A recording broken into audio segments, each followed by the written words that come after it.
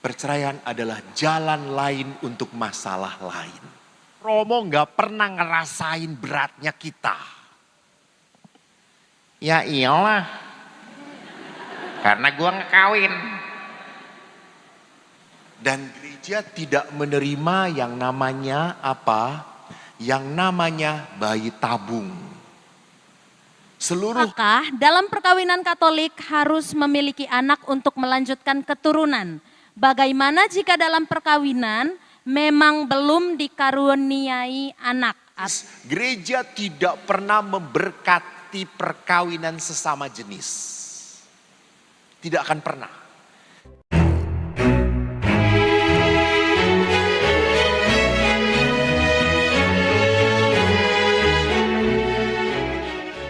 Selamat malam semuanya. Selamat datang ibu yang baru hadir. Terima kasih atas kehadirannya. Saya Pastor Eko. Saya ditanya oleh Romo Woda. Romo itu ngerti semuanya apa punya pengalaman? Saya berkata tidak Romo. Saya belajar. Saya sekolah. Kebetulan saya sekolah di Filipina, counseling keluarga. Jadi pada saat saya dulu berpikir, paling berat tuh hidup tidak kawin. Karena merana sendirian. Tapi setelah saya kuliah di Filipina tentang hidup berkeluarga, saya amat sangat angkat tangan dan berkata hebat. Jempol 4 saya angkat. Apalagi suami istri yang sampai mati, tua juga jalan, masih sayang-sayang. Pak Frans hampir 50 tahun. Tahun depan 50 tahun. Dan saya mendengarkan perjuangan Pak Frans bersama ibu. Ibu begitu sayang, ibu begitu melayani. Setiap kesulitan dari kehidupan perkawinan tidak dilihat sebagai hukuman dari Tuhan. Ini. Jadi jangan sampai seorang beriman melihat penderitaan lalu menyalahkan Tuhan. What? Allah itu baik. Kemarin dikatakan Allah itu kasih. Apa artinya? Tuhan tidak bisa tidak mencintai manusia. Tidak. Saya pernah ditanya sama anak SD, Pastor, kalau saya berdosa ya, saya suka bohong, saya suka nyontek, Tuhan mencintai saya enggak ya? Mencintai nak, tetap mencintai kamu. Oh kalau gitu saya berdosa terus ya Pastor ya. Oh saya cekik kamu sampai mati kata saya itu. Jadi saudaraku, kalau Tuhan itu baik, jangan sampai kita memperalat kebaikan Tuhan. Tuhan sudah begitu baik, justru kita harus apa? Menjadi pribadi-pribadi yang mensyukuri kebaikan Tuhan. Maka hari ini kita berbicara tentang sesuatu yang paling berat. Yaitu apa? Pengampunan.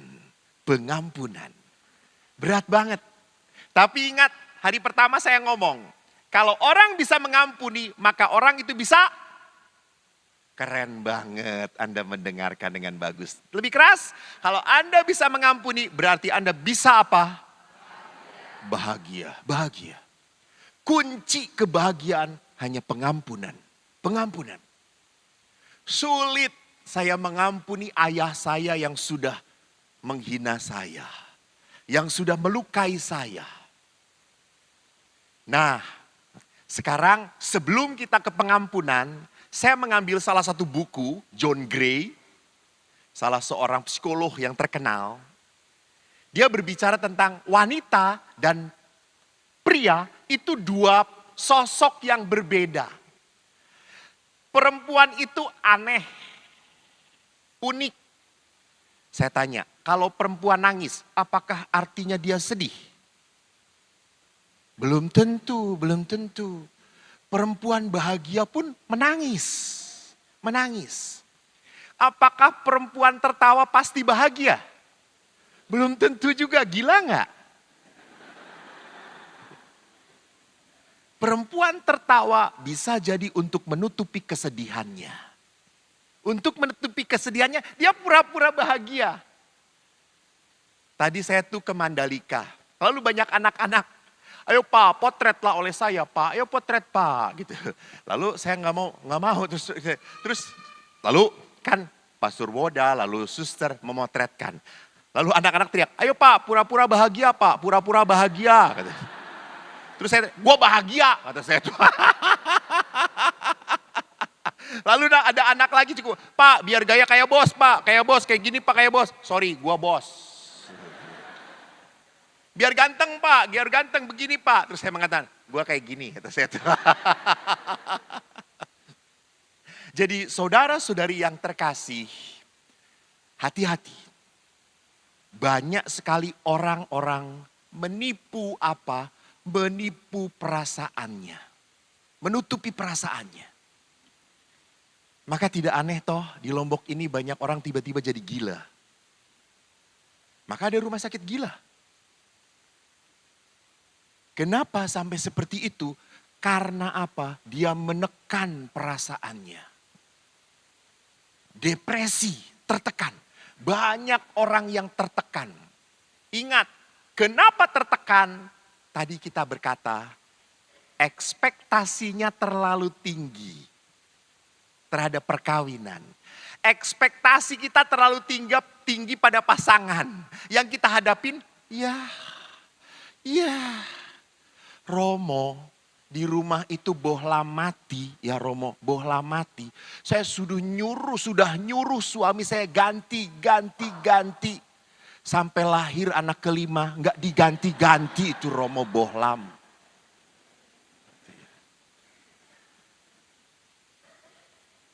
Sampai akhirnya ibunya berkata, saking jengkelnya Romo, saya ambil tangga, saya ganti sendiri.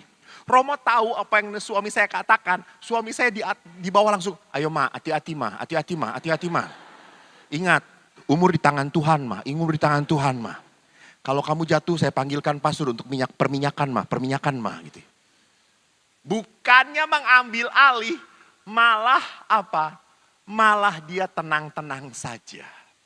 Maka mari kita lihat, seperti apa laki-laki, seperti apa perempuan. Pertama, kita tadi sudah berbicara bahwa wanita itu membutuhkan, ini belum dicolok, pantesan gua colok nggak bisa pindah-pindah. Apa yang harus kita lakukan? Wanita itu butuh dicintai, disayang. Uskup kita sudah datang. Duduk sini lah, sini depan sini. Ya. Jangan garuk-garuk titit, kamu malah garuk-garuk titit lagi. Duduk sana. Butuh dicintai, disayang. Jadi tadi kita sudah melihat laki-laki itu setelah menikah otomatis selesai. Saya selesai mencintai kamu. Udah, gak akan banyak omong lagi. Banyak omong waktu pacaran doang. Banyak mengungkapkan cinta, ngasih coklat lah. Sudah tidak ada ibunya. Jangan-jangan dia buat pabrik coklat. Ibu tidak ada ini ibu. Hilangkah? Jadi perhatikan, bagi pria setelah menikah, tugas saya untuk mengungkapkan cinta selesai. Maka jarang ngomong lagi. Nggak akan pernah setelah menikah, I love you. Wow, you are so beautiful. Ima cantik banget. Mam. Nggak ada. Udah enggak. Diem. Padahal perempuan butuh sekali. Mari kita lihat. Perkawinan itu, Bapak Ibu, bukan falling in love. Perkawinan itu walk in love. Jadi kalau walk in love itu kapan selesainya? Sampai mati. Namanya walk in love itu ya bareng-bareng. Bareng-bareng. Kalau fall itu ya jatuh, selesai. Tapi perkawinan itu walk in love. Walk in love. Kita sedang berjalan bareng-bareng. Dan dalam jalan itu kan kadang butuh istirahat, kadang butuh makan, kadang butuh rekreasi, kadang butuh duduk bareng-bareng. Walk in love. That is marriage life. Maka pada saat kita sadar bahwa perkawinan itu walk in love, kita harus belajar memenuhi bahasa cinta yang diharapkan pasangan kita. George Chapman memperlihatkan ada 5 bahasa cinta. Bahasa cinta yang pertama adalah word of affirmation. Apa itu? Pujian, pujian. Dipuji. Istri Anda itu Pak, lihat. Kalau mau resepsi, itu kan masuk kamarnya berjam-jam. Semua ditempel-tempelkan gitu ya. Anda kalau melihat istri Anda sudah begitu usaha kerja keras, melukis wajahnya, mbok perlihatkan tanda kekaguman gitu. Hai, jangan,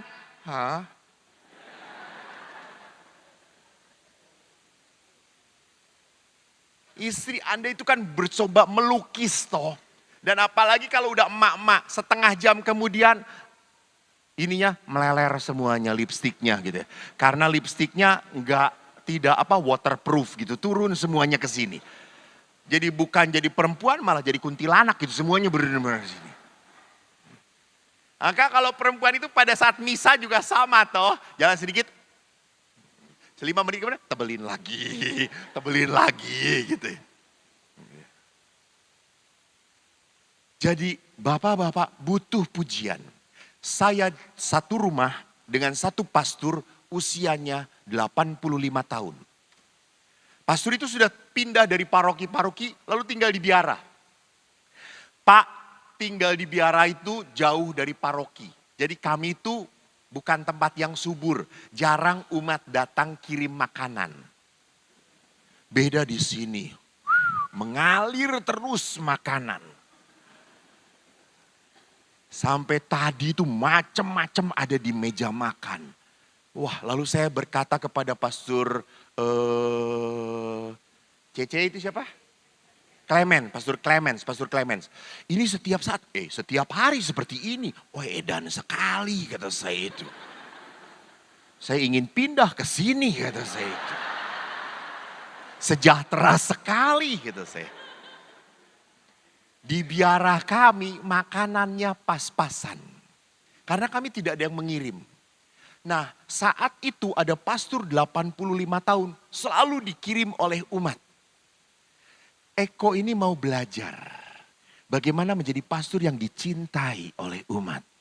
Cinta itu berarti berkat, mengalir. Bukan pastor, I love you. Allah itu mau bohong. Tipu itu namanya. Gua nggak butuh sarang ngeo, sarang tawon, sarang apapun gitu. Gua butuh cian lai, cian.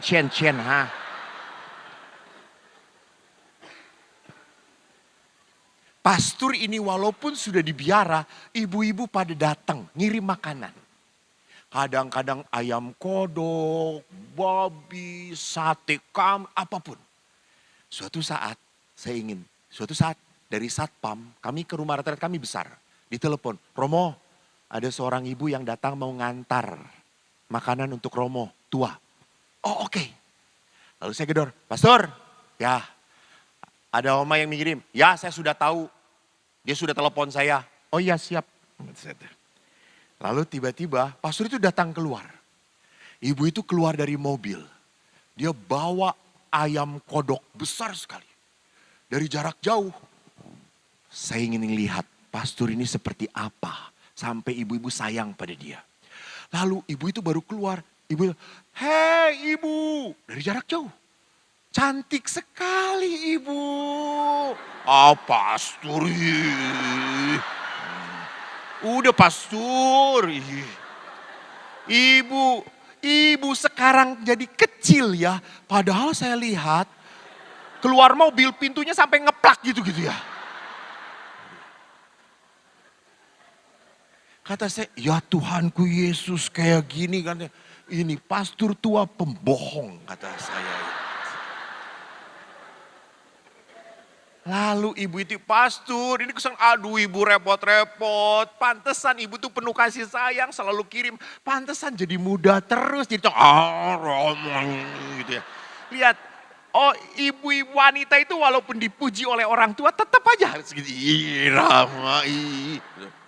Udah Romo ya saya hanya ngirim makanan. Ya udah makasih ya Bu, makasih ya. Romo kalau mau apa-apa lagi telepon ya. Iya. Jangan sungkan-sungkan ya Romo, iya gitu. Gue belum pernah kayak gitu kata saya. Pergilah ibu ini. Saya kan ngintip tuh dari tadi.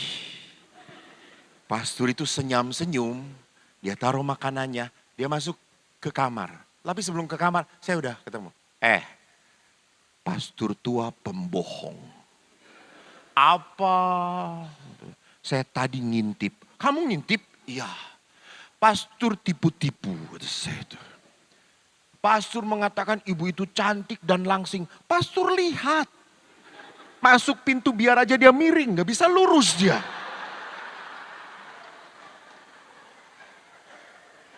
Bagaimana langsingnya? Lalu pastor itu berkata, Eko saya tidak bohong. Lalu bagaimana itu? Tadi pastor mengatakan langsing, padahal ibu itu besar sekali. Eko, saat saya ngomong saya buka kacamata saya. Gitu. Dan pastor itu kacamatanya tebal sekali gitu ya. Pasti kan dia hanya burem, lihatnya burem gitu.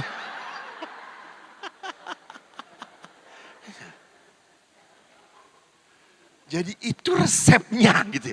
Itu resepnya. Jadi sekarang juga kalau saya lihat wanita, saya buka matanya. Ih cantik gitu ya. Jadi bapak-bapak ingat. Saya selalu ngomong kepada anak-anak muda. Siapa di sini anak-anak muda yang belum menikah? Angkat tangan. Suster jangan angkat tangan. Suster mah sudah nggak laku lagi. Di diskon juga nggak laku gitu. Ya. Oh baik. Kelihatan wajah-wajah yang penuh harapan. Semoga Tuhan mendengarkan tangisanmu ya nak. Ya, saya selalu ngomong kepada anak-anak muda, nak kalau kamu sebelum kawin buka mata, lebar-lebar. Kamu jangan sampai menyesal menentukan pilihan. Tapi setelah menikah, saya selalu ngomong, jangan terlalu buka mata. Tutup mata sedikit gitu.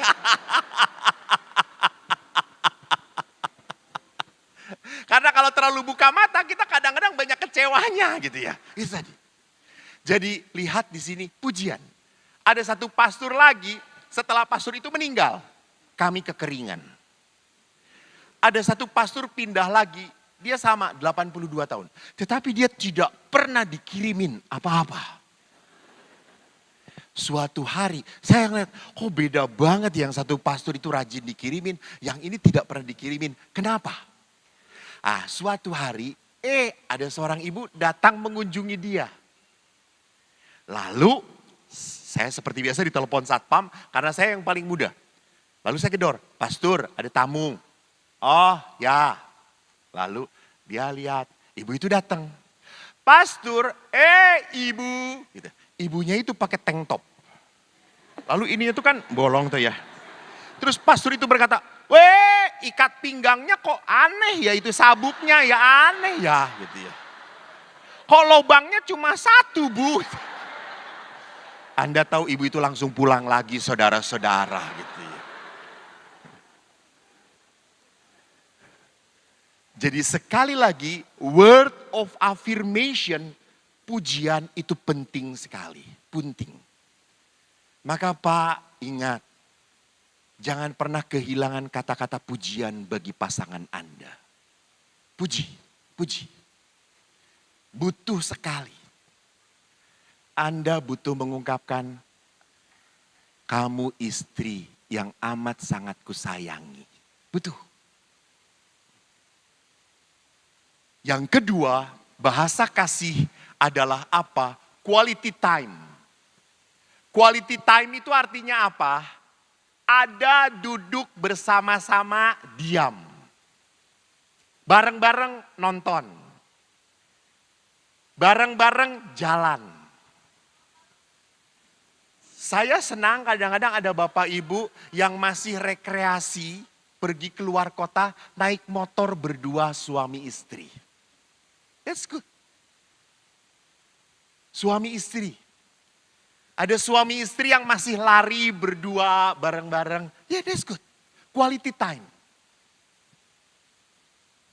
Kenapa dulu waktu pacaran, naik motor seneng banget. Hujan-hujan pun pegangan erat-erat. Setelah menikah hujan-hujan masuk angin. Baru kehujanan sekali udah.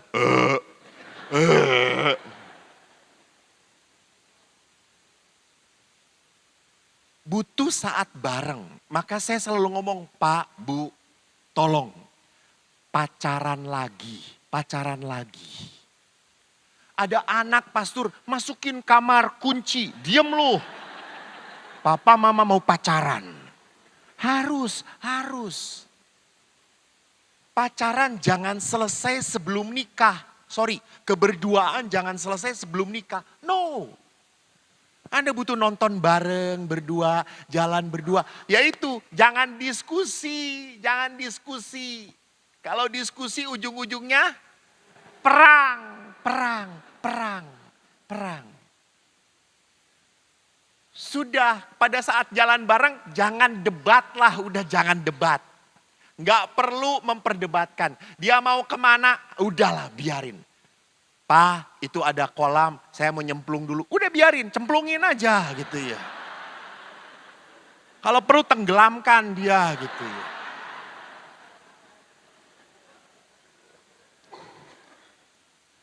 Quality time, kebersamaan.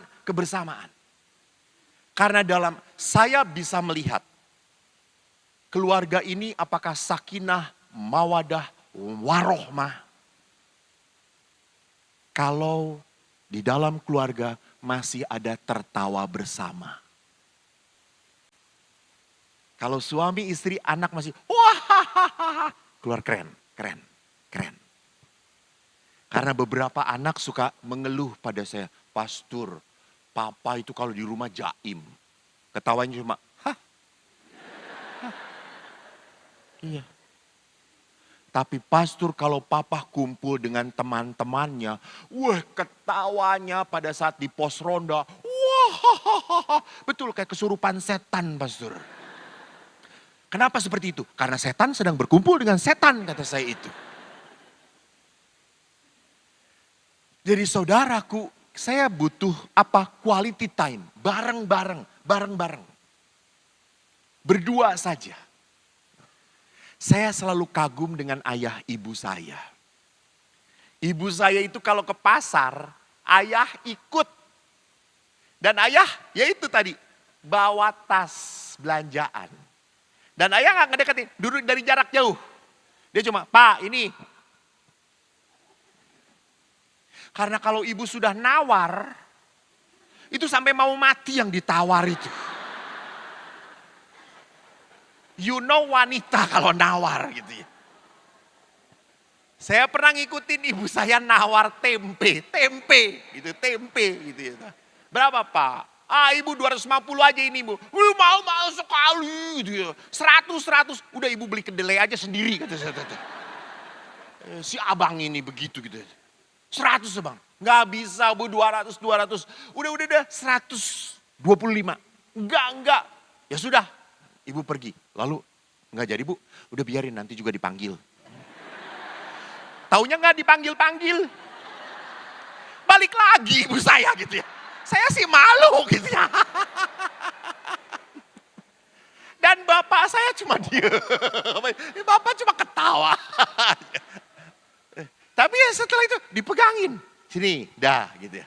Jalan. Terus paling bapak setelah lewat tukang tempe, maafkan ya istri saya. Gitu.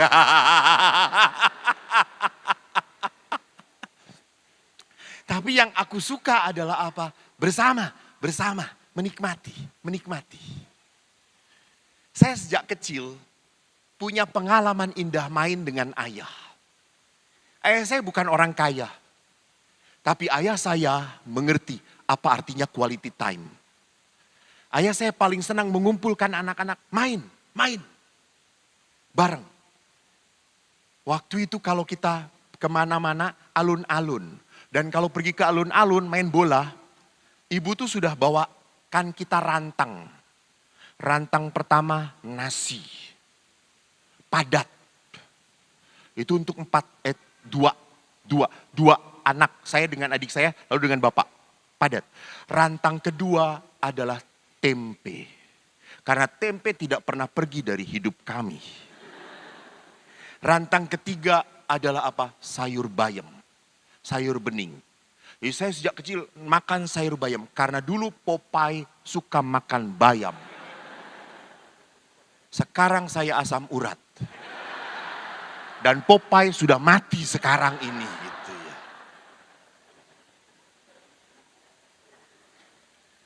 Jadi kalau kita jalan itu, kita tidak pernah jajan, tidak pernah bawa makanan. Dan selalu kemana-mana naik sepeda. Saya suka ngomong bapak, tetangga itu sudah punya motor, itu beli mobil. Bapak cuma sepeda. Kami kan tinggal di kompleks tentara, angkatan udara. Kan kalau udah itu sirik-sirikan, toh ini bisa beli ini, kita cuma sepeda. Lalu bapak, sepeda iki enak, silir. Anda tahu silir? Silir itu ada angin, enak. Jadi nyaman. Maka saya kalau udah naik sepeda di belakang sambil terkantuk-kantuk. Maka kaki saya kena jari-jari. Beberapa kali. Sampai ayah saya itu, kamu itu saking enaknya ngantuk. Iya pak. Ya sudah, bapak taliin. Ditaliin saya ke sepeda. Aman. Saya ngantuk, kaki tidak masuk. Tapi suatu hari bapak naik sepeda dengan saya nabrak becak. Bapak loncat, saya diem saja begini. Ketimpa sepeda. Bapak saya ngomong, loncat. Wong ditaliin, kata saya, gimana loncat, kata saya itu. Lalu ayah bilang, wah salah kabeh, kata ayah.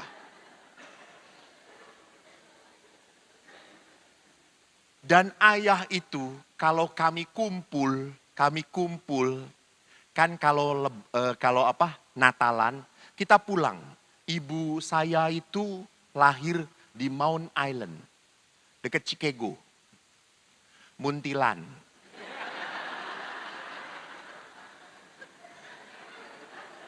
Ibu jangan menghina ya ketawanya ya.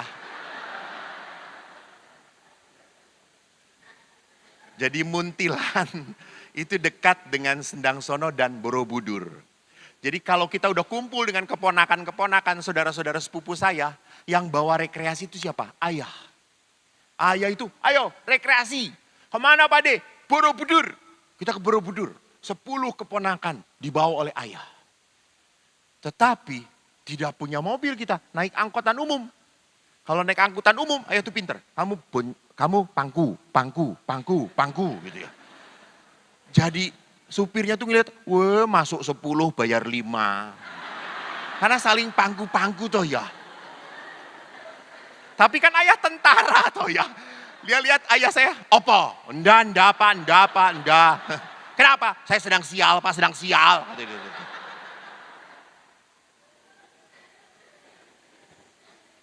Lalu kita ke Borobudur, jalan-jalan, kita muter-muter, siang-siang kita lapar. Lalu saudara sepupu saya minta kepada Om, lapar Om, kita belum makan Om. Kamu pada mau makan? Ya, wes, duduk. Kita duduk. Ke tempat soto, Bapak beli 5 soto, bagi 2. Sudah dibagi 2, kuahnya semuanya penuh. Kata ayah, tidak boleh ada yang sisa. Jadi kita tuh makan sampai kembung semuanya gitu ya. Sampai mau sirup enggak? Enggak Pak De, sudah kembung gitu ya.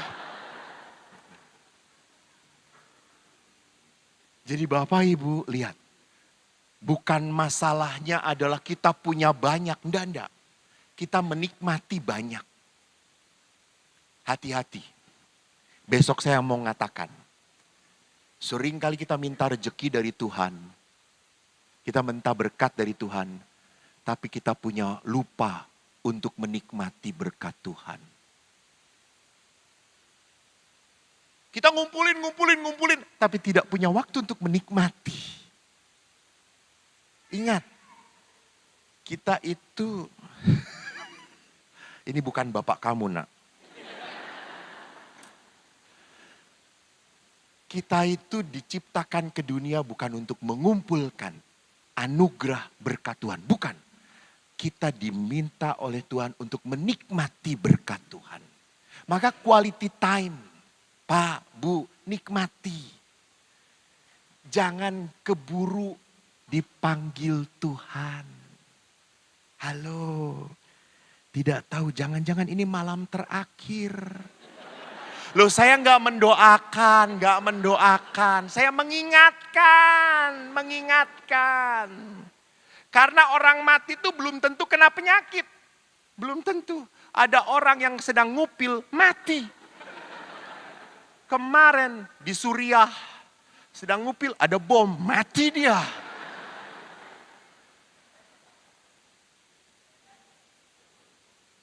Jadi jangan sampai setelah mati, kita buat bongpai yang bagus-bagus. Kita kebumikan dia dengan upacara yang indah-indah. Percuma. Dia nggak merasa apa-apa. Jadi kita butuh menikmati quality time. Yang ketiga adalah bahasa kasih adalah apa? The act of service. Melayani. Pak, biasanya yang buatkan kopi siapa? Ibu ganti. Oh, buat sendiri ya. Egois.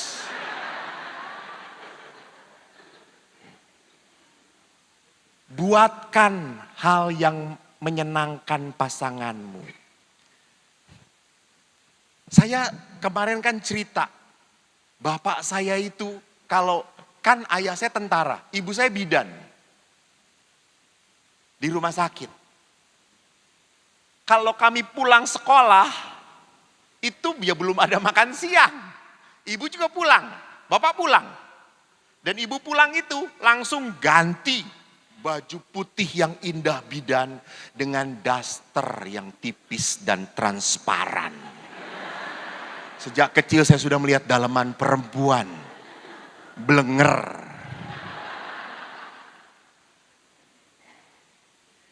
Dan ibu itu langsung masak. Ayah pulang ngelihat ada cucian, belum beres. Ayah selalu, ayo, kowe sapu. Kamu yang nyapu, bapak yang ngepel. Kamu yang bersihin, cuci, bapak yang bilas. Bapak tidak pernah mau ibu sibuk sendiri. That is the act of service. Kemarin saya bertemu dengan seorang ibu. Dia sharing dengan saya. Pastor, saya tuh punya suami baik banget. Baik.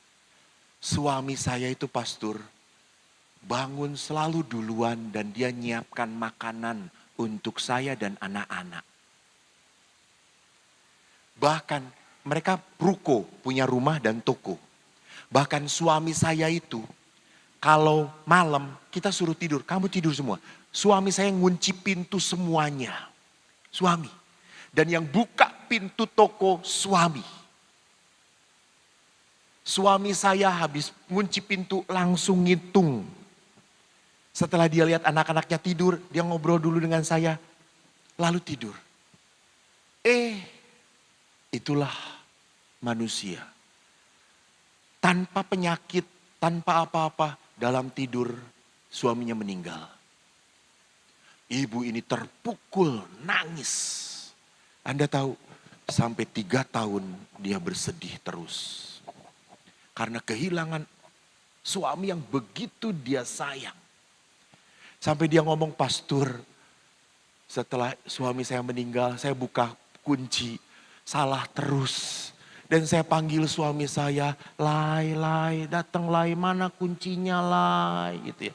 Terus saya tanya, datang gak Bu? Enggak.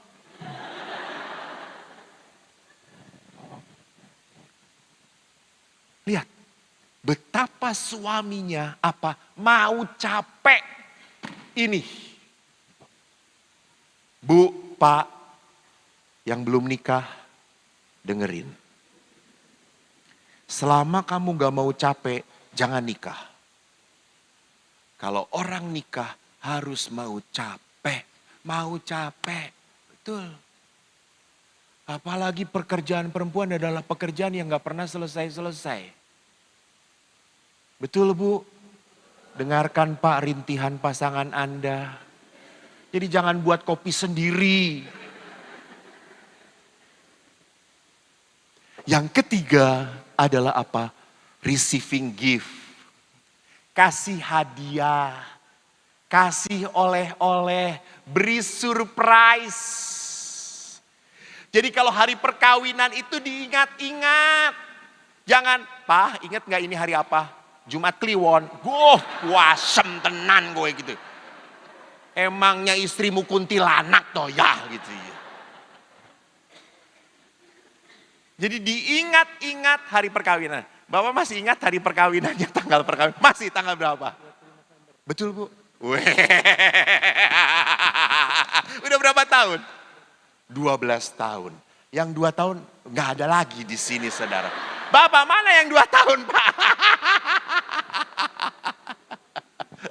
Lihat, Anda harus ingat. Dan beri surprise. Pastor kan gak punya duit. Ingat ya. Kadang-kadang perempuan itu kan suka konyol. Kalau ditanya, lebih senang bunga teratai atau bunga bank? Bunga bank emang carinya gitu ya. Tetapi di saat-saat tertentu, wanita itu sebetulnya, apalagi sudah menikah dengan Anda, dia tidak matre. Dia terima perhatian. Berikan hadiah saja apa yang dia sukai. Apa yang dia sukai. Pernah seorang bapak dia itu mau membuat surprise untuk suaminya. Untuk istrinya. Salah coy, salah. Lalu dia ingat apa yang disukai oleh istrinya. Yes, dia ingat. Lalu dia datang ke rumah makan. Aku beli ini, yang besar. Hah? Betul Pak, betul. Yang besar. Bener nih? Iya. Dibungkus yang rapi. Pak masa kayak gini? Dibungkus yang rapi. Ada apa sih Pak? Surprise istri saya. Lalu pulang kerja. Dia bel. Teng dong. Terus istrinya buka. Istrinya langsung ngebel. Kayak siapa aja. Ngapain ngebel gitu ya. Emangnya orang luar. Gak perlu ngebel. Emang gak punya kunci. Lihat udah terlambat. Jam berapa ini? Lalu suaminya tenang aja. Mam, selamat ulang tahun ya. Ngomong dong kalau mau ngasih surprise. Lalu, papi baik banget sih. Mam, ini ada hadiah. Aduh, nggak perlu repot-repot. Ingat aja udah bahagia banget. Tapi lebih bahagia ada ini. Gitu ya. Perempuan kalau dikasih hadiah nggak perlu disuruh buka. Langsung dibuka. Ingat, betul. Kalau laki-laki dapat hadiah, taruh aja. Kurang ajar laki-laki ini kadang-kadang. Kalau perempuan langsung, apa sih Pak, bagus banget. Dia buka hadiahnya, ayo. Dia harap istrinya bahagia. Pada saat dia buka, istrinya teriak, kepala ikan. Gede banget. Gitu. Terus suaminya, kamu kan suka kepala ikan, kalau makan selalu kepala ikan. Aku bukan suka, ya ingetin gitu tuh. Saya kasih badan untuk kamu, ekor untuk anak-anak. Saya nggak ada pilihan lain, ya sudah kepala gitu. Ini sekarang ulang tahun kepala ikan, gede gini lagi. Gitu ya.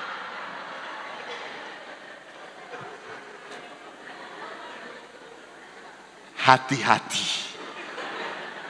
hati-hati. Kita tidak tahu apa yang bisa membahagiakan dia. Jadi laki-laki memang perhatiannya amat sangat kurang. Beda dengan perempuan. Perempuan tuh semua diperhatikan. Betul. Perempuan tahu nomor dalaman dari suami. Betul atau tidak? Dia tahu. Suami tahu punya perempuan? Enggak tahu. Cuma gimana suami? Dulu begini, sekarang begini. Physical dia segini. Dulu begini, sekarang begini.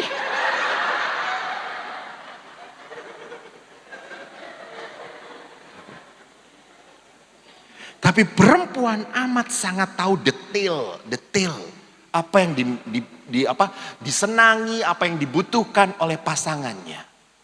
Jadi penting sekali memberikan hadiah sebagai apa? Surprise. Yang terakhir adalah apa? Physical touch, menyentuh, membelai, cuddling, memijat, penting.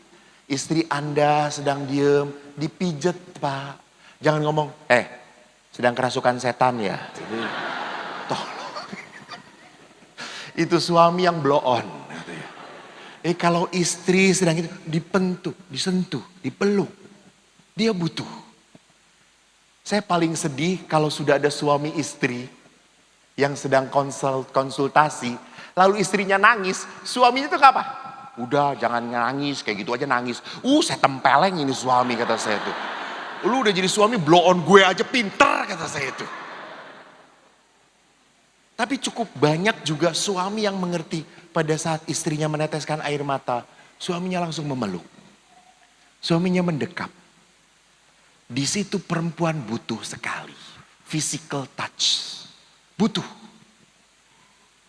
Mungkin Anda tidak membutuhkan. Oke, tapi pasangan Anda membutuhkan. Ini tolong perhatikan. Udah saya nggak perlu begitu-begitu lagi. Pret, lu bukan kawin dengan robot. Lu kawin dengan manusia yang punya perasaan, punya hati, punya keinginan, punya harapan. Laki-laki juga butuhlah. Bohong kalau nggak butuh. Betul. Lihat laki-laki kalau sudah ada maunya. Mau, udah lama. Tapi kan perempuan kan suka menolak. Udahlah, udah punya anak, udah gak perlu gitu-gitu lagi. Seringkali lapor kepada saya juga, Romo, anak sudah 2, udah besar-besar. Udahlah gak perlu gitu-gitu lagi. Gitu. Suami kemana kan? Sudah saya suruh jadi pastor aja. Enak aja kata saya. Kita tidak terima barang second kayak gitu. Bekasmu kamu kasih ke biara kata saya itu.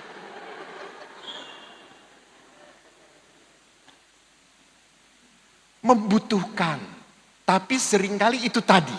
Kita tidak mengerti apa yang diharapkan oleh pasangan kita. Nanti saya teruskan.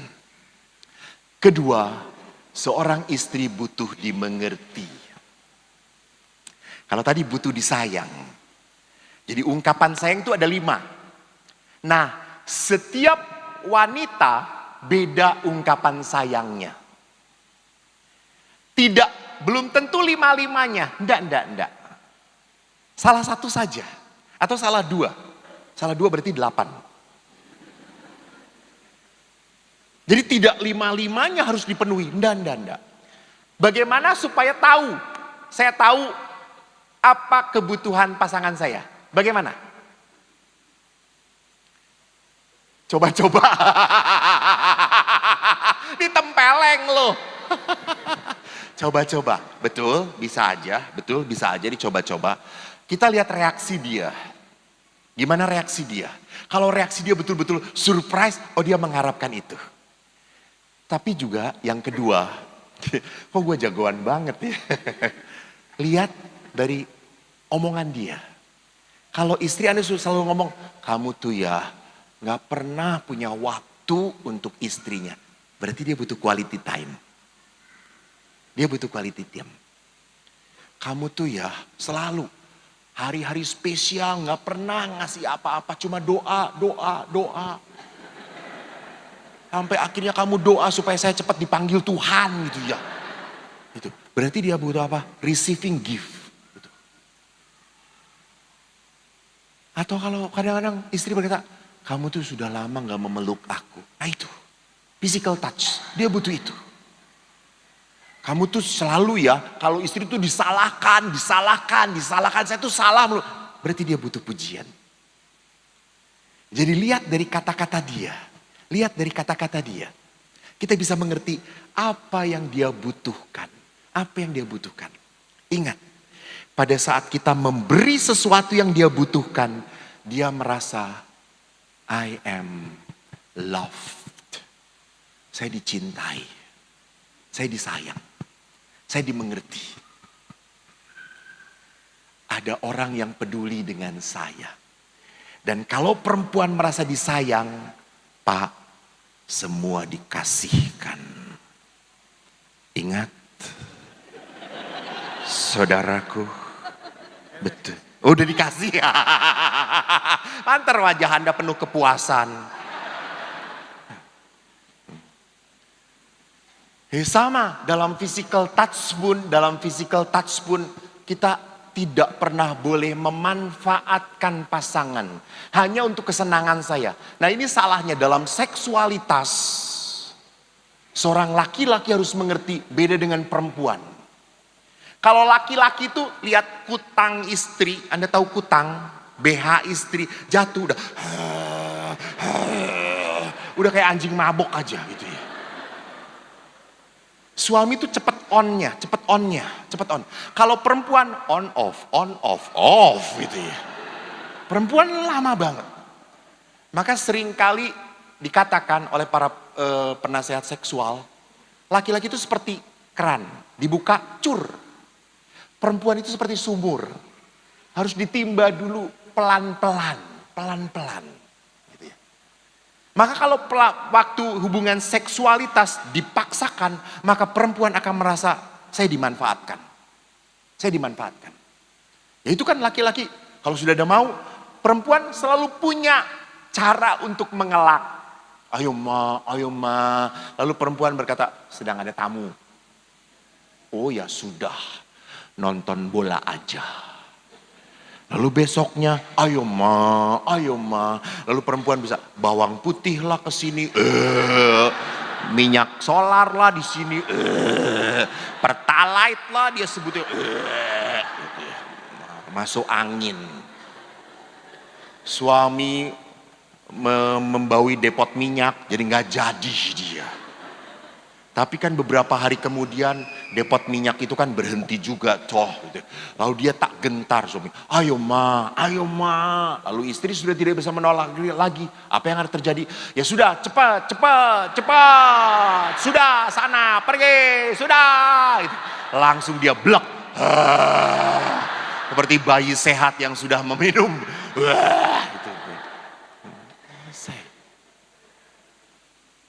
Di situ bukan hubungan seksual, itu memanfaatkan. Memanfaatkan istri Anda untuk kepuasan Anda. That's not love. Maka saya selalu mengatakan, hubungan seksual itu adalah suci. Ingat, laki-laki bisa berhubungan dengan siapapun. Bahkan dengan orang yang tidak dia cintai, dia bisa. Tapi perempuan tidak bisa. Perempuan yang benar, hanya dengan orang yang dia sayang, dia bisa buka segala-galanya. Maka di situ ada kesucian. Ya jangan sampai ada suami istri setelah mengikuti seminar saya, dia ngomong kepada suaminya, Ropa, kata Romo, hubungan seksual suci. Lalu suaminya, lalu kita rosario dulu Pak. Setelah rosario dia tanya pada suami, jadi nggak Pak? Nggak jadi. Udah mati gua gitu ya.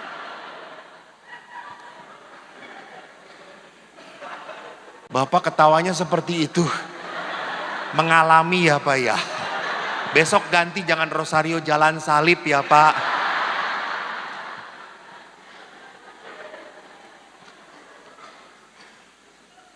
Yang kedua, butuh dimengerti. Laki-laki ingat, bagi perempuan perasaan itu penting sekali. Betul atau tidak? Maka dia ngomongnya selalu perasaan. Selalu ngomongnya sama terus. Dan bagi laki-laki, lu ngomongnya itu terus bosen deh. Kan itu cuma perasaan kamu, belum tentu benar. Hati-hati. Bagi perempuan perasaan itu benar. Gitu ya. Bagi laki-laki logika terus.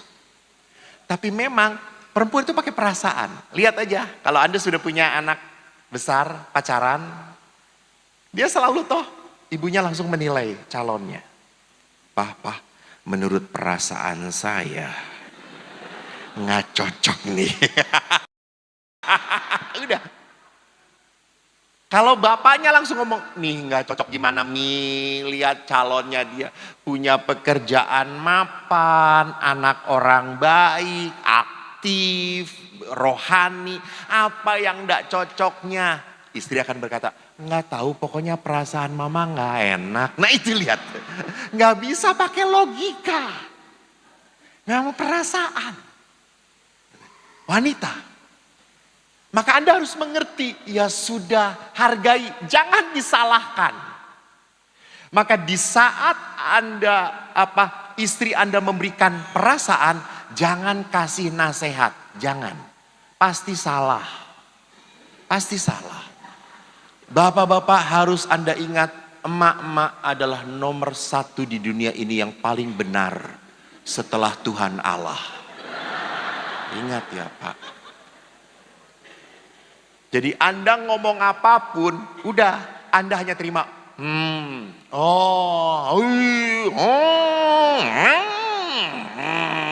Udah. Saya pernah siang-siang sudah saya mau istirahat, tiba-tiba ada tante-tante. Pastor, ke biara. Apa? Mau konsultasi. Saya marah, saya jengkel.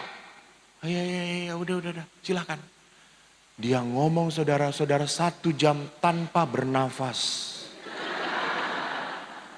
Gak bisa saya nyeling gitu ya. Setelah saya lihat jam, kan di depan saya ada jam. Udah 1 jam, edan ini ibu. Saya mau ngomong, sebentar saya belum selesai. Ya, silakan.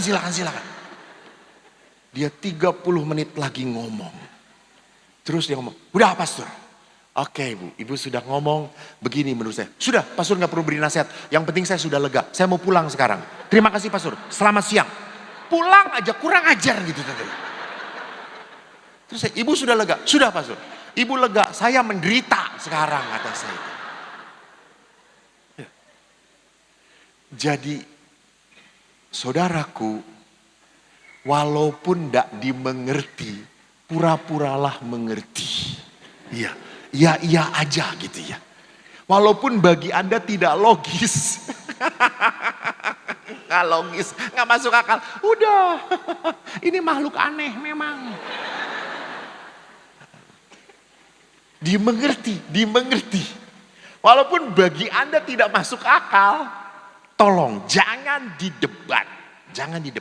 Wanita tidak mau kalau perasaannya disalahkan, apalagi didebat. Enggak, terima. Si bapak langsung protes. Salah sendiri memilih. Karena ini yang dibutuhkan, Pak. Saya mengatakan ini yang dibutuhkan perempuan.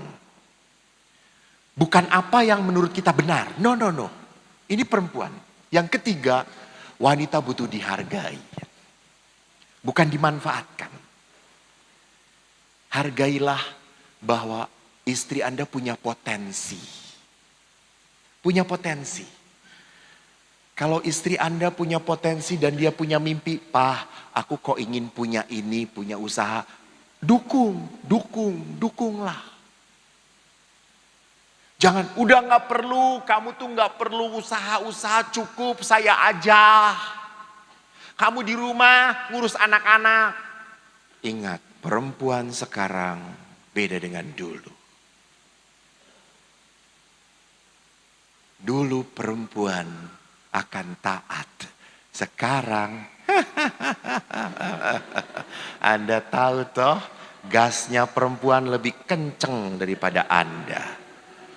Saya itu bergaul di Bandung, saya naik Harley. Saya dipinjemin, naik motor besar. Teman-teman saya tato semuanya. Suatu saat seorang suami, dia ngomong, "Mah, mau naik motor." "Dengan siapa?" "Pastur, mau ke Gua Maria." "Gak boleh." "Oh, gak bisa." Saya bakar tuh Harley-nya. Tahu itu tato naga jadi cacing, saudara-saudara. Langsung dia, "Iya mah, enggak jadi."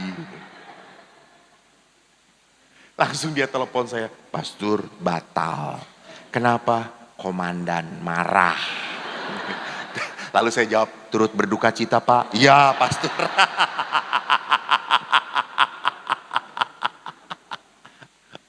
Jadi lihat, hargai. Perempuan itu punya mimpi. Perempuan itu punya keinginan.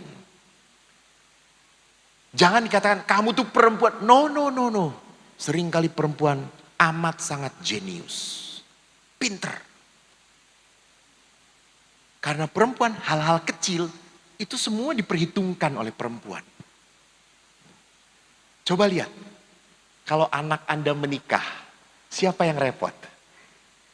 Ibunya. Ibunya. Anaknya yang menikah gak pernah repot. Karena yang diundang pun pasti teman bapak ibunya. Yang lebih banyak. Jadi pesta reunian untuk ayah ibunya gitu. Sampai anaknya, "Ini siapa mah?" "Ini teman mama." Aku gak kenal." "Gak penting nak, yang penting mama kenal." Dulu dia ngundang, kan kalau undangan itu kan utang toh. Kan selalu toh angpaunya dihitung. "Oh si Empe ini 100.000. Pokoknya besok jangan ngasih lebih dari 100.000 gitu ya. Oh si Enci ini cuma 50.000. 50.000 ya nanti kalau dia ngundang kita." Jadi sekali lagi butuh apa? Dihargai. Nah sekarang mari kita lihat. Apa yang harus kita ketahui tentang suami Anda. Pertama, suami Anda butuh dikagumin. Butuh apa? Lihat Bapak Ibu. Kaum pria mengejar harga diri mereka dari apa yang mereka lakukan. Sedangkan wanita mengejar harga diri dari apa? Dari adanya mereka.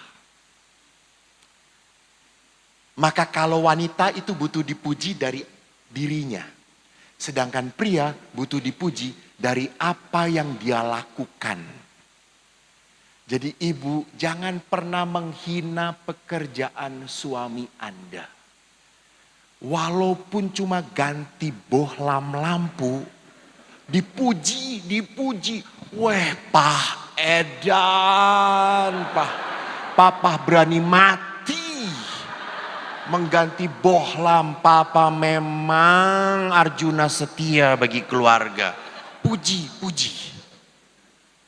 Laki-laki itu butuh pujian dari sesuatu yang dia lakukan. Dan jangan meremehkan hasil kerja suami Anda. Sakit. Suami Anda akan sakit. Kecewa. Saya tuh sudah capek. Betul. Padahal cuma gitu doang. Di kantor pun gak ngapa-ngapain. Cuma ngudut doang. Ngerokok gitu. Saya tuh capek di kantor. Alah. Lihat CCTV kantor suami Anda.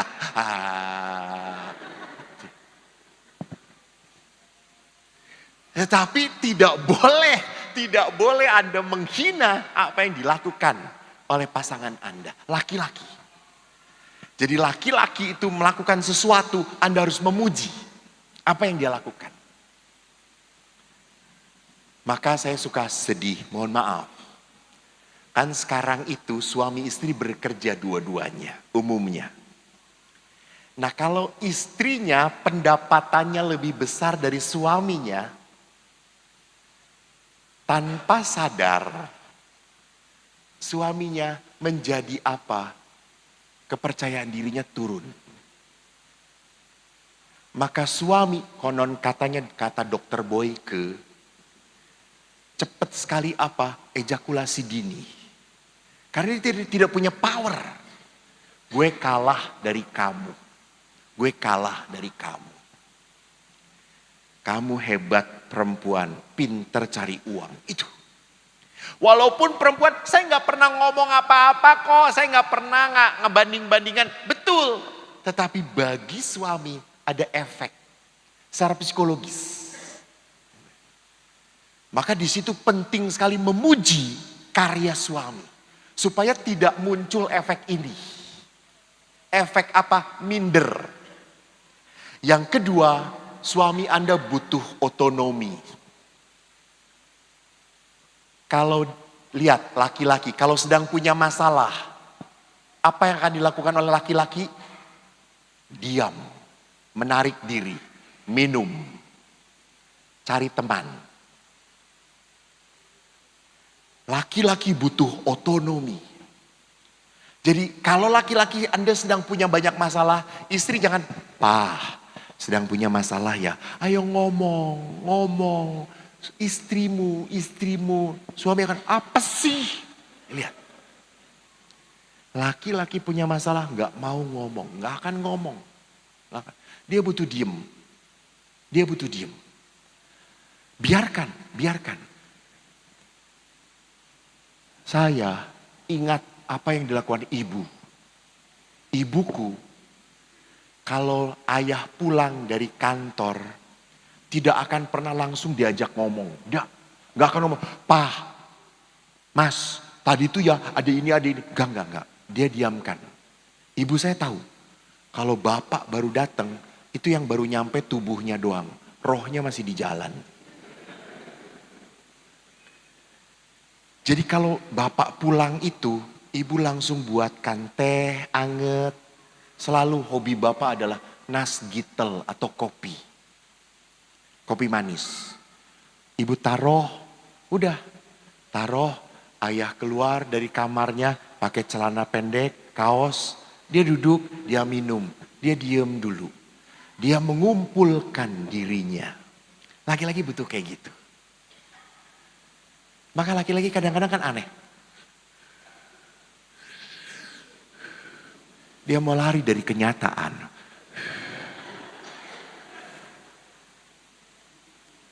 Dia ingin duduk menikmati otonominya sendiri. Ya, lihat. Yang terakhir adalah apa? Suami Anda itu butuh bersama-sama. Butuh bersama, tapi tidak ngomong. Lihat di sini. Keintiman emosional bagi wanita adalah berbagi rahasia. Membahas banyak hal, berpelukan. Bagi siapa?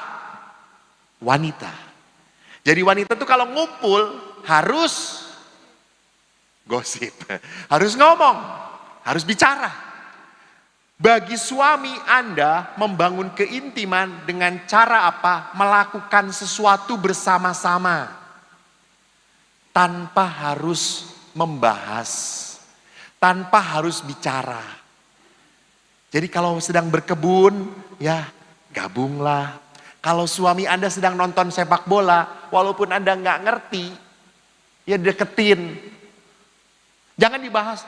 Jangan, "Pak kok tolol ya. Bola satu dikejar-kejar sama sebelah orang."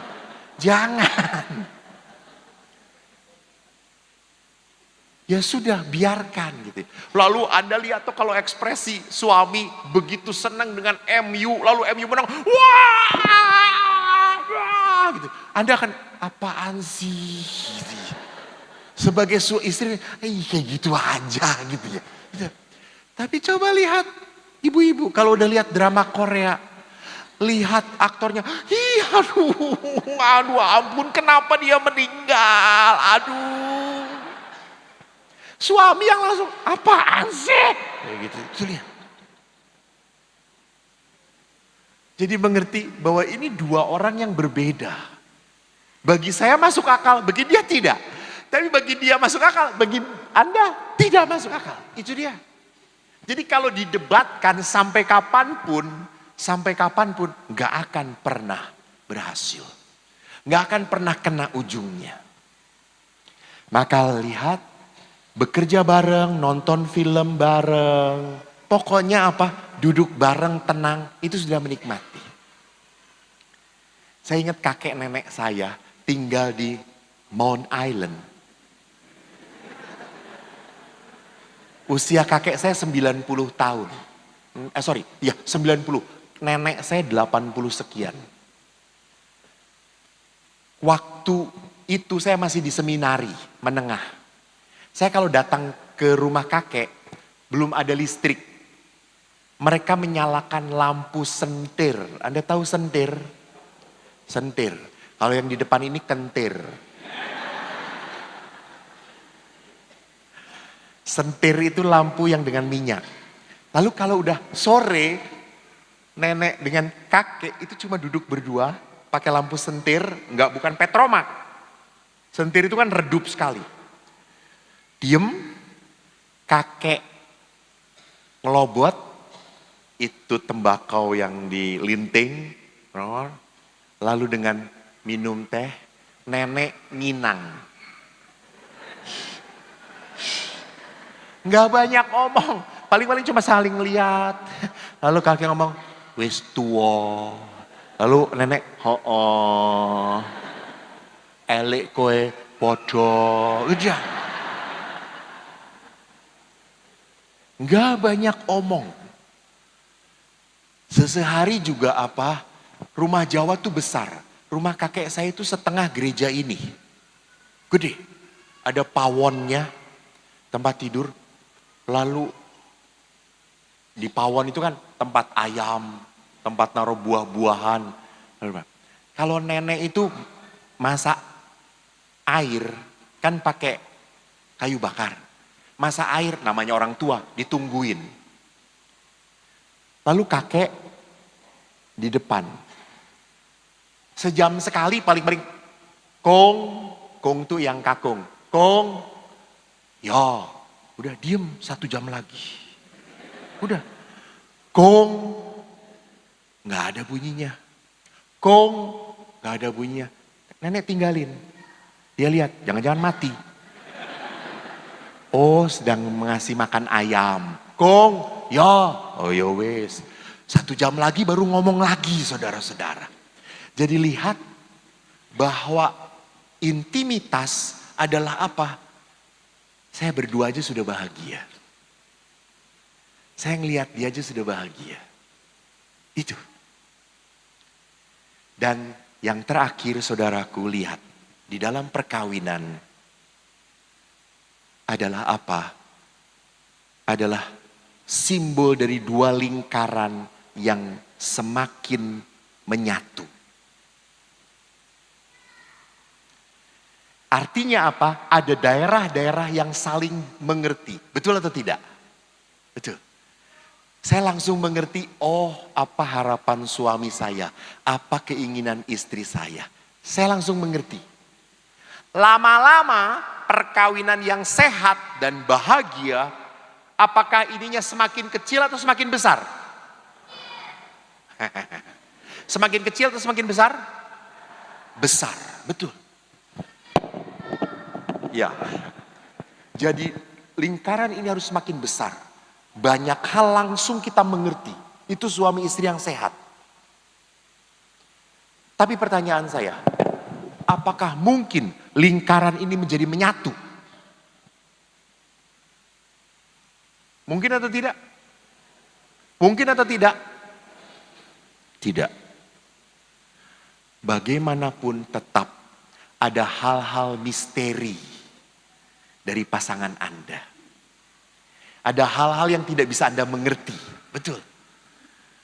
Jadi memang makin lama kita makin mengerti dia. Tapi tidak berarti bahwa saya mengerti banget pasangan saya. Enggak.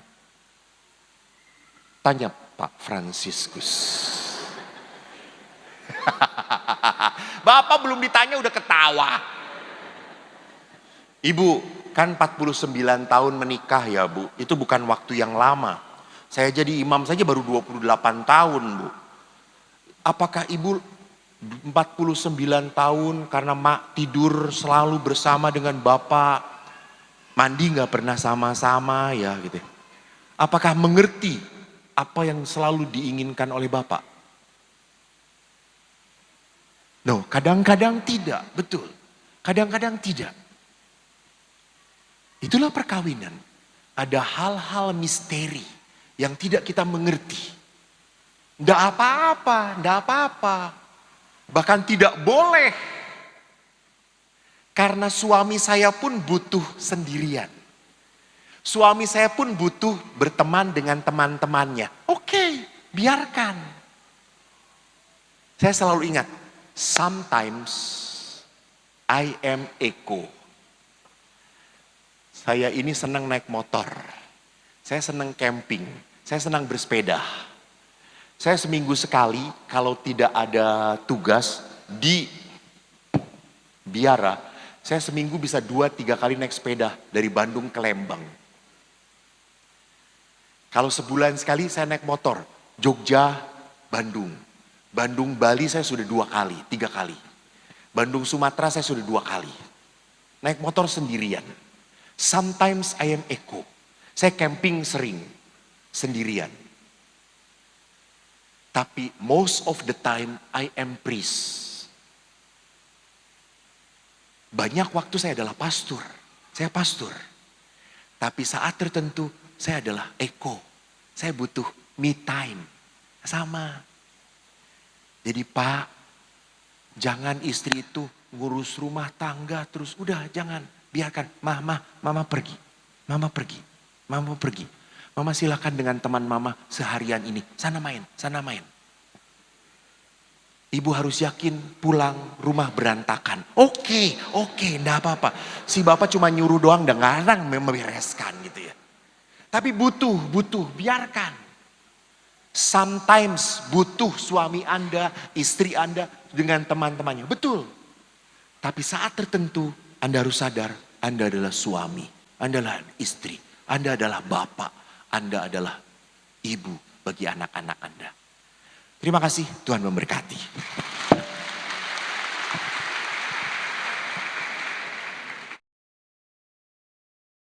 Pertanyaan pertama Romo. Mengampuni adalah hal berat dalam hidup perkawinan. Bagaimana sikap gereja jika ada keluarga Kristiani yang belum mengampuni dan mereka mengajukan perceraian di pengadilan? Lalu jika perceraian sudah terjadi, bagaimana orang tua tunggal bersikap terhadap anak-anak yang memiliki jiwa pemberontak akibat perceraian? Itu pertanyaan pertama. Langsung Kamu hafal dijawab. ya pertanyaannya, hebat. Baik, pertama. Gereja Katolik tidak pernah menerima perceraian. Walaupun Anda melakukan perceraian sipil tapi tidak diakui di gereja. Lalu kadang-kadang kalau saya sudah seminar kayak gini, ada orang yang ngomong, Romo nggak pernah ngerasain beratnya kita. Ya iyalah.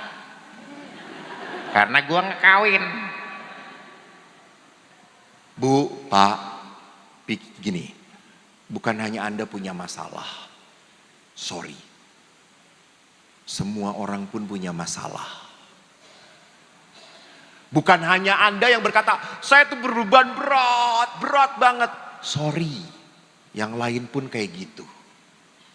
Bapak Ibu tahu di Amerika, dalam jurnal, di dekade-dekade sebelumnya, kalau konselor didatangi oleh pasangan suami istri dan dia berkata, saya tidak bahagia dengan perkawinan saya. Konselor itu akan mengatakan, cerai.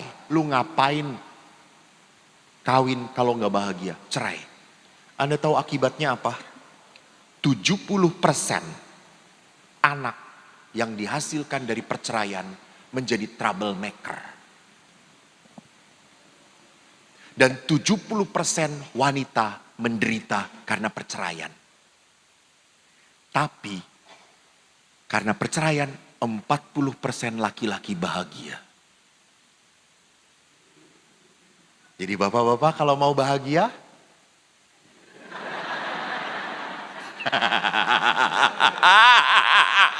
nggak berani.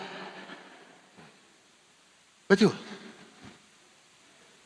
Maka dekade sekarang, konselor perkawinan beda. Kalau ada pasangan suami istri yang berkata, saya sudah tidak bahagia lagi. Apa nasihat mereka? Bertahan. Bertahan. Karena apa? Kita percaya sebuah masalah akan ada saatnya kau bisa melalui. Jadi perceraian itu bukan jalan bukan jalan keluar. Perceraian adalah jalan lain untuk masalah lain.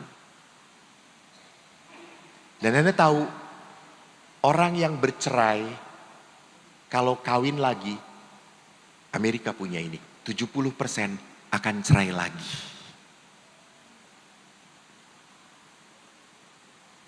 Dan perkawinan ketiga, dia akan naik lagi. Karena dia ngomong, mudah cerai kok. Itu. Nggak akan pernah bisa bertahan. Lalu yang kedua, kenapa gereja tidak merestui perceraian? Karena gereja tahu apa yang dipersatukan Allah tidak boleh diceraikan manusia. Nah, kalau ada pasangan yang membahagiakan, misal maaf, setelah menikah, ini terjadi dalam kasus. Setelah menikah, si istrinya jadi gila. Jadi gila. Karena apa? Secara keluarga ada garis keturunan. Gereja tidak pernah menceraikan. Gereja hanya mengatakan pisah sementara. Pisah sementara. Sama kalau dalam kasus di mana istri dianiaya oleh suami, gereja selalu mengatakan pisah sementara. Pisah sementara. Sampai kapan? Sampai bisa saling menerima lagi. Jadi Bu, Pak, betul. Pengampunan itu berat banget. Maka saya mau berbicara tentang pengampunan banyaknya besok. Tadi saya sudah dilihatin tanda habis waktunya. Maaf, besok saya akan bahas tentang pengampunan. Karena tadi saya mengatakan pengampunan adalah kunci kebahagiaan. Maka kalau pengampunan itu kita tidak bisa berikan, memang gak bisa. Sebagai manusia gak bisa. Kemarin kan saya ngomong, kalau saya disakitin, kalau Bapak disakitin, apa secara manusiawi kepada orang yang menyakiti itu? Marah, balas. Betul, balas.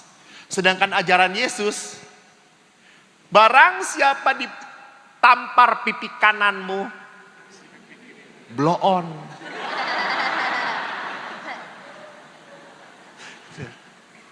Ajaran Yesus, kasihilah musuh-musuhmu.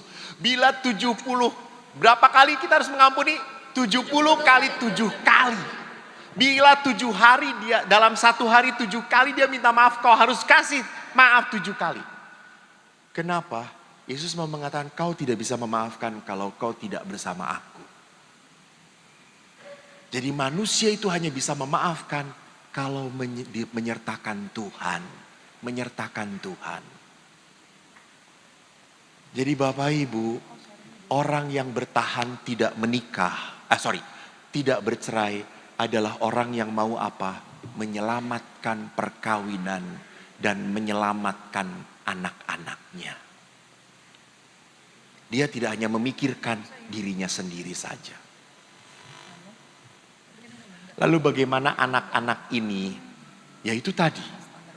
Kalau anak-anak ini tidak bisa diajak ngomong, tidak bisa diajak bicara, mereka berontak. Karena apa? Menerima kenyataan bahwa bapak ibunya cerai. Ini tidak gampang. Maaf, banyak anak dibully. Papa mama kamu gak jelas, mana papa kamu gak ada, gak pernah datang, gak pernah jemput kamu. Kamu gak punya papa, anak haram. Menyakitkan. Saya banyak ngobrol dengan anak-anak. Tahu dari anak-anak. Betapa menyedihkan kenyataan itu. Maka kalau dengan anak-anak sudah spesial, sudah sulit, kami selalu ambil psikolog. Mereka bantu. Jadi saya di rumah retret pun punya 2 program. Program pertama adalah perkawinan, grow in love. Dan yang program kedua adalah parenting. Bagaimana parenting dilihat dari segi psikolog dan spiritual. Saya ngambil dari spiritualnya, psikolog mengambil dari ilmu kejiwaannya. Karena psikologi tanpa spiritual adalah seperti apa? Seperti burung yang kehilangan sayapnya. Karena kita harus tahu bukan hanya kejiwaan, kita pun harus punya spiritual. Kita punya Tuhan. Semoga menjawab. Terima kasih. Cek. Oke, baik, terima kasih Romo Eko untuk pertanyaan yang kedua tentang perkawinan campur. Bila sudah terjadi perceraian di KUA, apakah kita sebagai umat Katolik harus mengurus perceraian di tribunal? Itu pertanyaannya. Saya itu membahas perkawinan supaya menyatu. Kenapa pertanyaannya cerai terus ya? Ya ampun Tuhanku Yesus.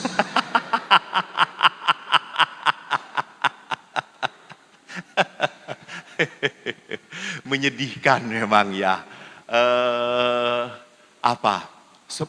Maaf ya.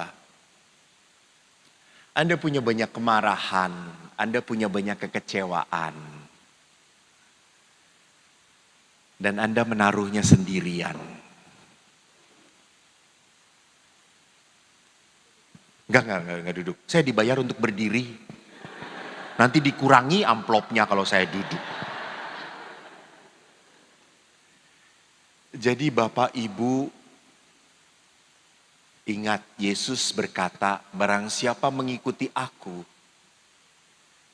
Yesus tidak pernah mengatakan, barang siapa mengikuti aku, usahamu akan maju.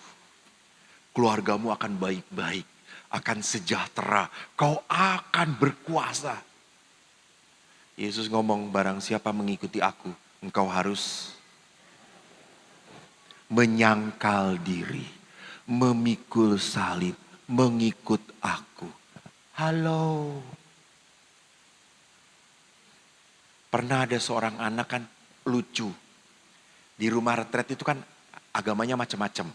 Ada yang Muslim, ada yang Kristen, ada yang Hindu, ada yang Buddha. Ada yang Katolik. Lalu saya tanya, anak-anak, kenapa? Protestan, Pentakosta, Katolik, semua disebut Kristen. Kenapa? Lalu satu anak angkat tangan, saya pastor. Kenapa sih disebut Kristen? Kita disebut Kristen karena kita bukan Muslim. Sampai teman-temannya berkata, bodoh kamu salah kamu gitu. Lalu dia ngomong, emangnya saya salah pastor? Enggak, kamu benar, cuma jawabnya nggak pakai otak kata saya itu. Lalu ada satu anak, saya pastor, baik. Pastor, kita disebut Kristen karena kita pengikut Kristus. Dan kita mengikuti Kristus karena kita yakin akan diselamatkan. Haleluya, amin. Lalu dia duduk. Lalu saya berkata, wow, kamu menjawab seperti pendeta. Lalu dia, memang saya anaknya pendeta pastor. Wah. Lalu akhirnya saya ngomong betul. Kita disebut Kristen karena kita mengikut Kristus. Anak-anak, kalau pengikut itu di depan apa di belakang? Itu semua anak langsung ngomong. Namanya pengikut itu di belakang pastor. Di depan namanya supir. Oh ya betul, gitu ya, betul. Jadi siapa yang nyupir kita? Yesus, Yesus. Bagus.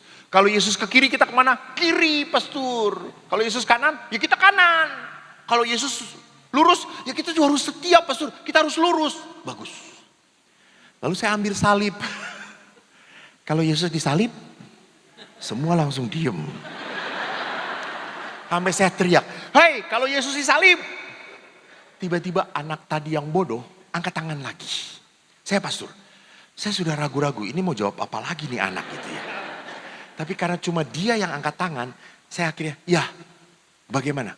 Pastor kalau Yesus disalib, ya biarin aja dia sendirian.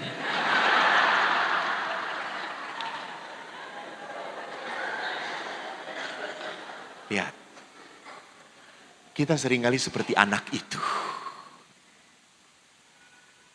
Kita ngomongnya pengikut Yesus, tetapi kita tidak mau memikul salib.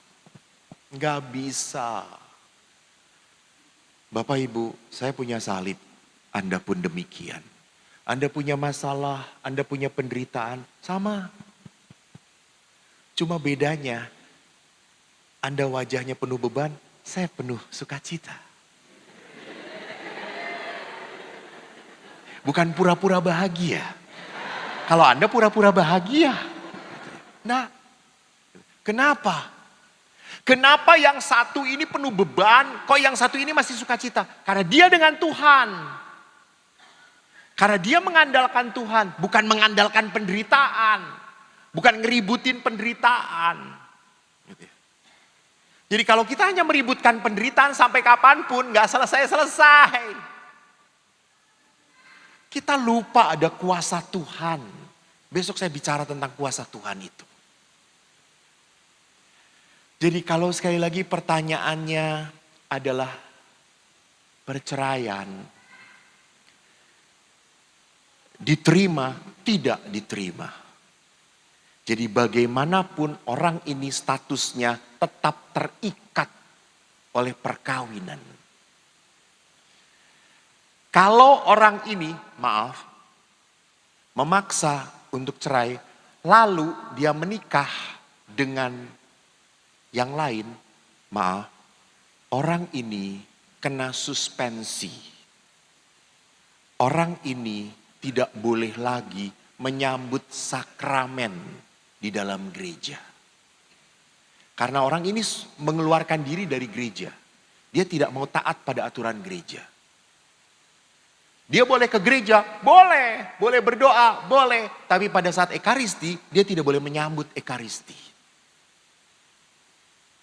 Karena dia sedang hidup dengan orang yang tidak direstui oleh gereja. Yang perkawinannya tidak diterima oleh gereja.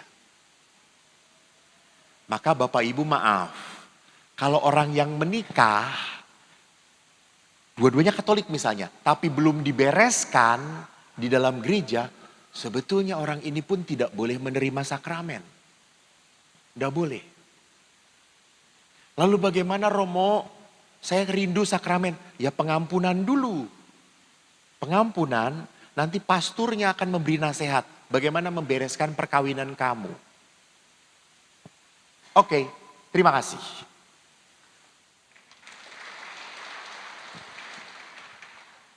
Iya, pertanyaan ketiga Romo. Terakhir. Belum. Alah. Mohon maaf Romo, kan tadi dibayar untuk berdiri. Iya. Enggak Romo, bercanda Romo. Amplopnya tipis saja. Oke, pertanyaan ketiga. Apakah dalam perkawinan Katolik harus memiliki anak untuk melanjutkan keturunan? Bagaimana jika dalam perkawinan memang belum dikaruniai anak atau bukan child free? Bagaimana kiat-kiat mempertahankan perkawinan jika belum dikaruniai anak hingga 17 tahun? Oke. Bapak Ibu, anak itu anugerah. Tidak bisa Anda menuntut dari Tuhan. Tuhan, saya sudah kawin. Mana anak? Dengan Tuhan itu misteri loh, misteri. Ada orang yang kaya, mapan, menikah sudah lama, tidak dapat anak. Pegawai Pratista yang gajinya cuma 1.500.000 per bulan, anaknya 5. Sampai saya berkata, produktif sekali kamu ini. Bukan produktif pastor, istri saya itu baru disenggol langsung hamil. Jadi aneh, itu. Dan gereja tidak menerima yang namanya apa? Yang namanya bayi tabung. Seluruh artifisial yang tidak dilakukan secara natural tidak diterima oleh gereja. Lalu ada orang yang, pastor saya sudah dapat bayi tabung. Bagaimana? Ya sudah, minta pengampunan. Minta pengampunan. Gereja punya sakramen pengampunan. Gereja ingin mendamaikan. Nah kalau sudah 17 tahun, 18, 19 tidak punya anak. Bapak Ibu, saya ingatkan. Anak adalah apa? Berkat. Tujuan perkawinan yang pertama adalah apa? Saling menyejahterakan. Jadi kalau Anda tidak punya anak, nikmatilah keberduaan Anda. Gereja menyarankan satu, apa? Anda boleh mengadopsi, boleh mengadopsi. Memang harus hati-hati waktu mengadopsi. Anda harus mengerti latar belakang anak ini. Jangan main adopsi saja. Karena jangan-jangan anak ini, sorry to say, adalah anak yang sejak dalam kandungan anak terluka. Anak yang ditolak. Bahaya, bahaya. Saya menghadapi kasus yang harus saya bereskan. Jadi adopsi itu disarankan oleh gereja. Atau apa? Sebagai suami istri, saya ingat di Bandung ada suami istri pula seperti ini, mapan. Mereka tidak punya anak. Tapi setiap bulan sekali atau 2 bulan sekali mereka merayakan kehidupan di panti asuhan. Mereka merayakan itu. Dan mereka sungguh menikmati keberduaan. Mereka menikmati keberduaan. Memang awal-awalnya istri tadi menolak, istri kecewa, istri malah. Saya kan tadi katakan bahwa yang selalu merindukan perkawinan, merindukan anak itu siapa? Istri. Memang seringkali yang ngerecokin adalah mertua. Masa kawin gak punya anak, suamimu gak bisa begini ya. Kurang jos ya, itu kita dihina. Maaf, apalagi di suku-suku tertentu.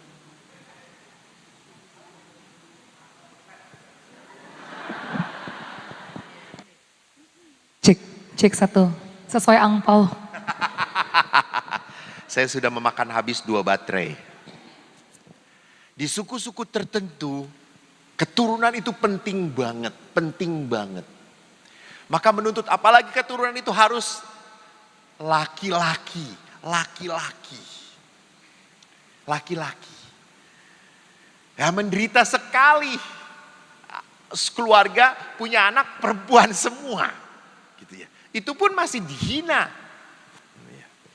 Jadi kalau kita ngikutin kultur, capek kita. Kita harus mengikuti apa? Mengikuti yang Tuhan beri untuk hidup kita. Jadi kalau Allah tidak, saya tidak mau mengatakan tidak. Belum berkenan memberikan putra, nikmatilah keberduaan Anda. Dan yang kedua, biarlah hidup berdua Anda bermakna. Bermakna. Artinya apa? Berbelas kasihlah pada orang lain. Berbagilah waktu, berbagilah tenaga, berbagilah dana untuk orang-orang yang berkekurangan. Anak-anak yang tidak mampu, berikan hati Anda kepada mereka. Terima kasih. Cek. Baik, terima kasih Romo. Pertanyaan keempat. Ada sebuah keluarga sudah menikah dan mempunyai 1 orang anak. Tetapi sang istri sangat menderita tekanan batin karena suaminya tidak peduli dan tidak pernah menyentuhnya sudah hampir 4 tahun. Usia anak mereka hampir 5 tahun.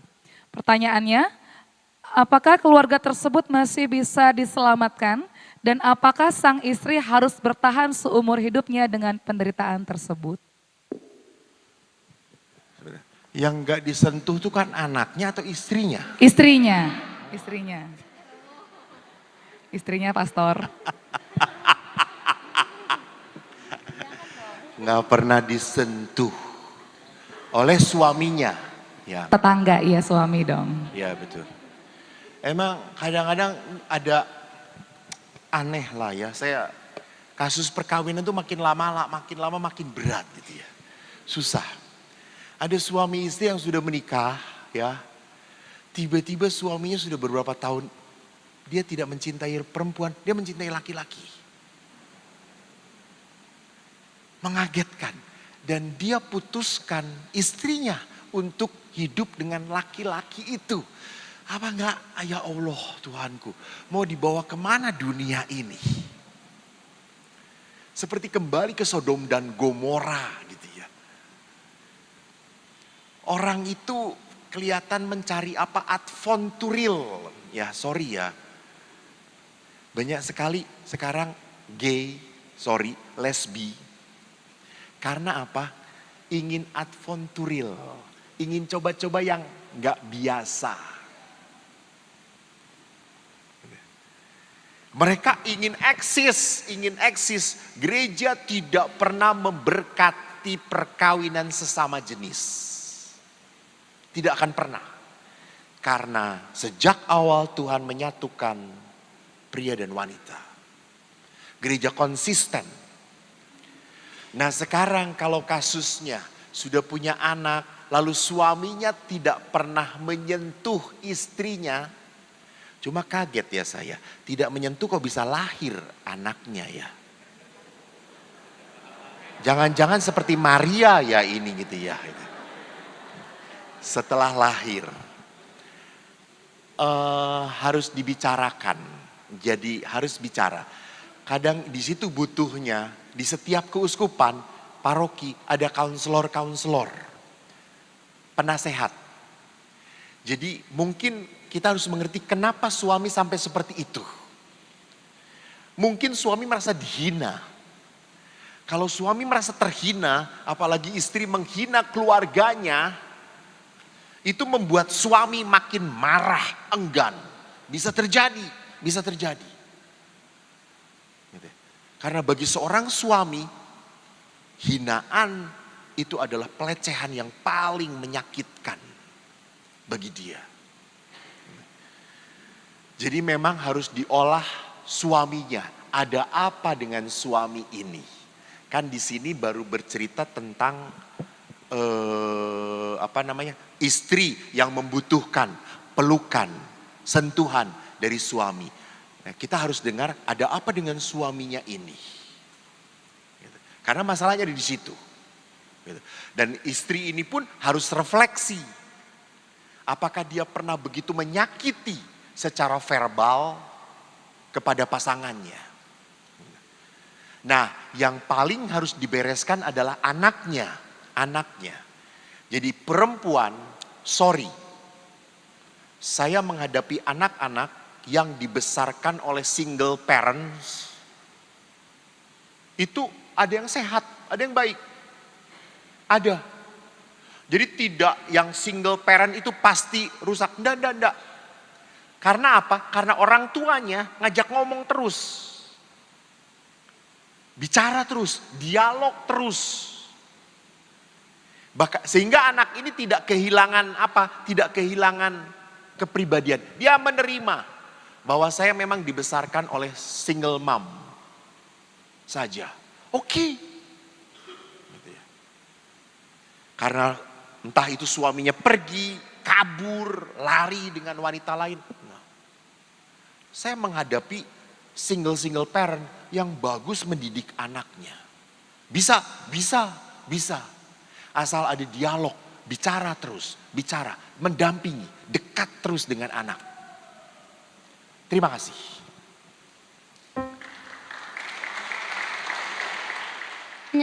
Pertanyaan terakhir Romo. 5 menit lagi. Oke. Ya. Ini berkaitan dengan pelayanan kerasulan awam. Apakah keluarga harmonis dan mapan secara ekonomi menjadi syarat mutlak jika kita ingin menjadi pelayan kerasulan awam? Demikian Romo. Pelayanan kerasulan awam, melayani di gereja, itu tidak diukur dari ekonomi Anda. Sorry, salah. Bapak gua miskin, prodiakon coy. Bapak saya itu tidak hanya prodiakon, lektor, penyanyi, bagus suara ayah saya. Tata tertib, ketua lingkungan, di sini tuh bukan lingkungan, apa? KBG, ketua Legio Maria. Jadi secara ekonomi enggak mapan. Jadi ukurannya adalah apa? Saya mau melayani karena saya mau mencintai Tuhan. Bukan karena saya punya apa-apa. Terima kasih, Tuhan memberkati.